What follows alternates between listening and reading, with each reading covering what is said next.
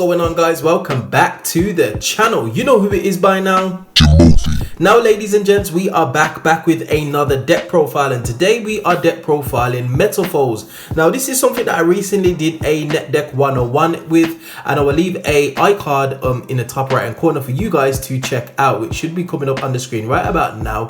So, wasting no more time, let's get straight into the deck profile. Now, first and foremost, ladies and gents, I do not know what happened to my other Metalfoes Silvered, but you definitely should be playing 3 of this card, and for that goes for all of the main deck Metalfoes. So we're playing 3 silvered, 3 stealing, 3 gold drivers, 3 Volflame.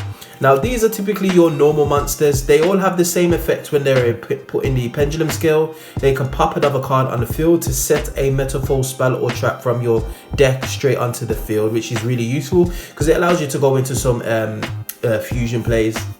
Now, if you didn't know, ladies and gents, Metalfoes is a pendulum fusion based archetype which looks to just abuse that mechanic and just cycle a lot of your cards. They're all normal monsters by nature, but obviously if you put them in the pen zone, they become spell cards. So just to go for that, ladies and gents, just so you know, we're playing 3 of all of the normal Metalfoes. We are also playing some of the effect monsters, and in this instance we're playing triple rare Metalfoes Bismugear. Basically, if this card gets popped on field during the end phase, you can add a Metalfoes monster from your deck to your hand. So it allows some a little bit recursion, allows you to potentially pop off with a follow-up play. So a nice little useful card right there. Also, we are playing triple Metalfoes Malcaster. Now, Malcaster is also a bit of recursion, but instead of adding from your deck to your hand, you add from your face-up extra deck monsters back to your hand, except itself, which is really useful, especially in a grind game should it get popped. And a fun fact, ladies and gents, if this in the pendulum scale gets popped, it actually triggers its monster effect, because as soon as it gets destroyed, it reverts back to being a monster, so you definitely get the monster effect off. So if you actually combo this with some of your other Metalfoes, you can get add back straight away. You do need to bear in mind though that you can't use the card that's added off Malcaster for the rest of that turn, nor can you put it in a pendulum scale. So you do need to bear that in mind, but nevertheless, it's a nice little follow-up. We're also playing 1 Metalfoes Vanisher. I did have a think about messing around with this at 2, but typically you grab it out of your deck when you need it, and you can special summon it from your extra deck when needed. So basically, Metalfoes Vanisher banishes a card if it's summoned by a Metalfoes card, a targeted banish by that, and it's a banisher card from the graveyard or face up from the field. So it is a nice form of disruption, to say the least. It's also 2900 beat stick, which is nice, definitely nice at times. Next up, for the non-Metalfoes cards, we have got 1 Cleafort Scout and 1 Cleafort Monolith. Again, this is typically just to go into Cyber Dragon Infinity. Well, go into Nova initially and then go into Infinity. Yeah, nice and easy. We're also running the lovely Rescue Rabbit. This just grabs us 2 normal monsters. Like I said, a lot of the Metalfoes that we run in this deck are level 4 or lower normal monsters. Then they can obviously be special summoned via Rescue Cat's effect, which is super useful. It is a bit of a target for an Ash or an Impermanence or anything like that, but hey ho, it's still useful. Also, for a bit of main deck presence, we're running 1 Dino Wrestler Pancratops. I typically run this in basically any deck. I feel like this card is that useful. If this was at 3, I would definitely bump this up to 2 in a majority of the decks that I use, just because it's so flexible. It allows for a little bit of recovery. It's got a presence. It can tag out. It can dodge infinite impermanence or any kind of effect that targets. It's just super useful. It can get rid of back row, can get rid of front row, can beat over monsters. Oh, the Dino Wrestler Pancratops, understandable as to why it is at 1. And then finally, for the hand traps, we are just playing Gamma. Now, the reason I'm playing Gamma, ladies and gents, is typically you don't have a lot of monsters on field to start with to set up your plays. You do a lot of searching. Now, if you get hit with the Ash Blossom, you can obviously Gamma and then use the 2 fuse materials to go into your Cross Sheep to be able to then continue with your play. So really, really useful. It also puts your driver back into your graveyard, so it's a little bit more live when you are obviously going into your turns 3 and 4 if you make it that far. So yeah, Cyframe Gear Gamma. You can obviously also use it on your opponent's turn. Next up, we are on to the spell cards, and we are running triple or one of each of the fusion cards. Now, Full Metalfoes is basically a quick play fusion that allows you to summon on your opponent's turn. Metalfoes Fusion allows you to fusion summon, obviously, but it also gives you a draw one in your, basically when you're going through your combos, because as soon as it hits the graveyard, you can shuffle it back into the deck and draw a card, which is nice. And then you've also got Metalfoes Fusion, which actually allows you to use one of your materials from your face-up extra deck, your field or your hand, as fusion material. But you need to at least use two different places, so you do need to bear that in mind. But again, super useful, super duper useful. Only a one of, because these get cycled really easily. Next up, for a little bit of consistency. Now, I actually took this from Team NDL's profile. I decided to use Painful Decision. This is just a consistency card. It allows you to dump a normal monster whilst adding one normal monster with the same name from your deck to your hand. So again, it just increases our consistency, allows us to see our monsters.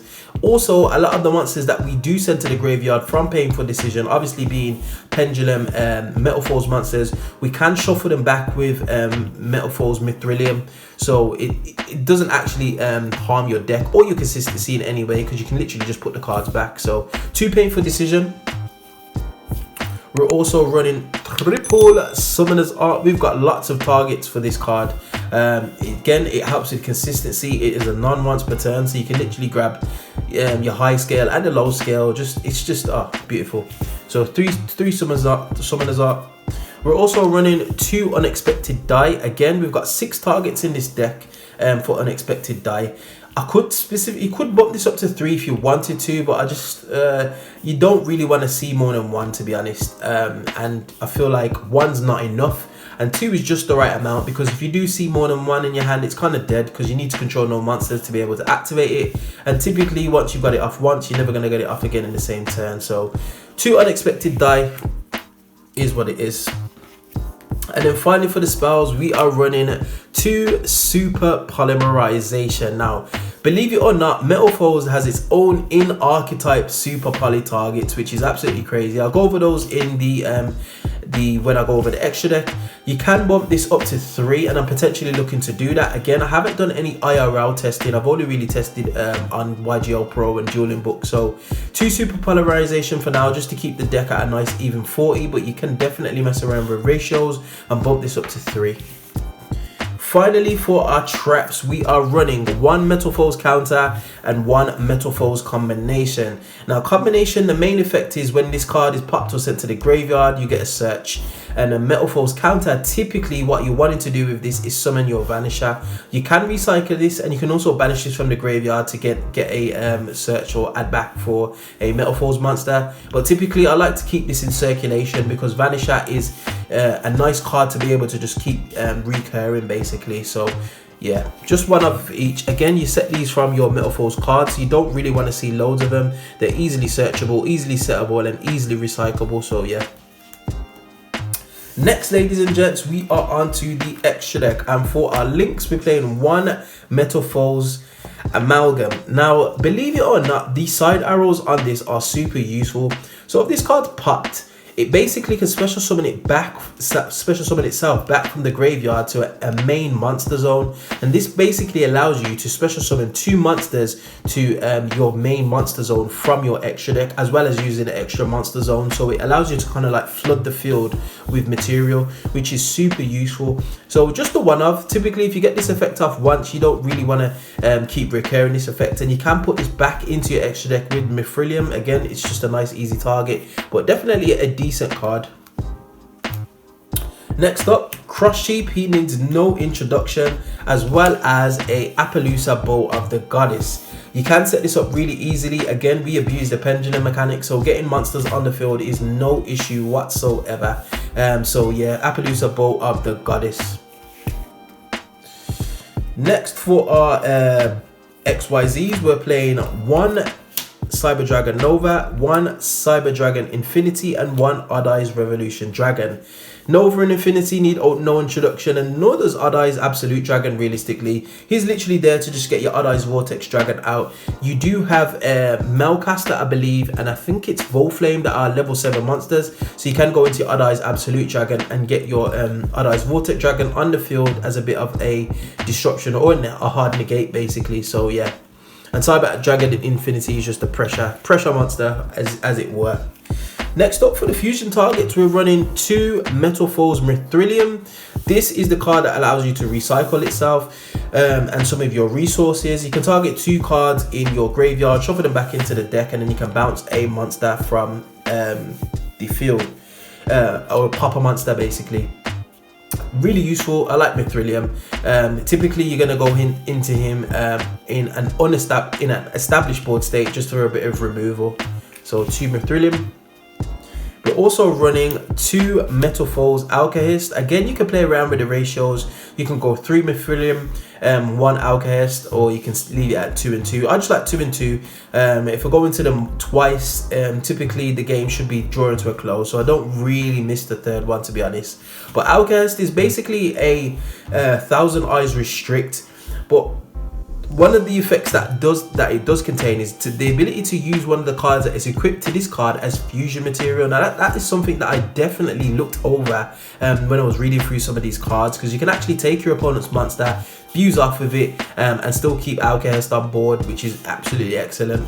It does gain attack equal to it gains defense equal to the defense of the monster that it can snatch down, and it's a quick effect, so you can use it on both your turn and your opponent's turn. So a nice bit of interruption right there. It's unique to say the least. We're also running 1 Parametalfoes Zotless, 1 Metalfoes Oracle, and then we are also running the Super Poly targets. We've got 1 Metalfoes Crimsonite and 1 Metalfoes Adamant. Wow, that was a mouthful. So these 2 are Super Poly targets. So Crimsonite is basically 2 monsters with 3000 or more attack, as well as a Metalfoes monster. So you can literally snatch 2 of your opponent's boss monsters. Typically your boss monsters or that your opponent controls are going to have quite considerable attacks, and this is just a nice target for Crimsonite. Adamantite is basically the same, but it's 2500 or less attack, including 1 Metalfoes monster. So you've got 2 Super Poly targets right there and there. Again, you can recycle these with Mithrilium, as well as just use them as a big beat stick. So yeah, Orichalk is nice because it deals double piercing battle damage, which is really nice. And then obviously Azotless is just basically a pop when it goes onto the field. Again, it allows for a little bit of recursion to get rid of, shuffles back some of your extra deck, face up extra deck cards. And then finally we are running the 1 Odd Eyes Vortex Dragon, just for a nice easy hard negate. It's super duper useful to get him out, especially if you got an ending board with him, Appaloosa, and maybe an Alkahest on field. It is a very nice feeling, to say the least. So yeah.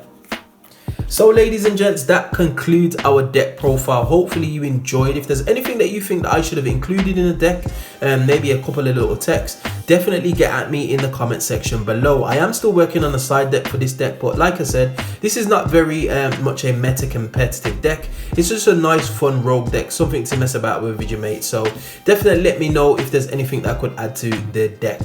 Anyway, we find ourselves at the end of another video. As always, if you do like this content, you know what to do by now. Hit that like button, share, subscribe, all of that good stuff, and I will definitely see you guys on the next video. Hope you enjoyed. Peace.